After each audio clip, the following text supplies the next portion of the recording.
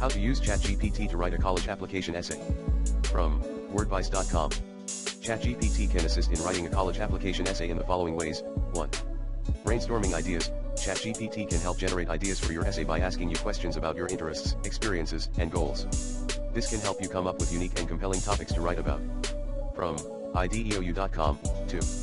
Providing feedback. ChatGPT can provide feedback on your essay, including suggestions for improvement, grammar, and spelling corrections, and advice on how to make your essay more engaging and persuasive.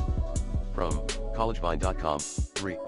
Offering writing tips. ChatGPT can offer writing tips and advice on how to structure your essay, how to create a strong thesis statement, and how to effectively use supporting evidence to make your argument. 4. Reviewing and editing. ChatGPT can review and edit your essay, providing feedback on structure, style, and content.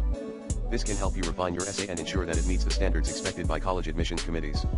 However, it's important to note that while ChatGPT can provide valuable assistance, it should not be relied on solely for writing your college application essay.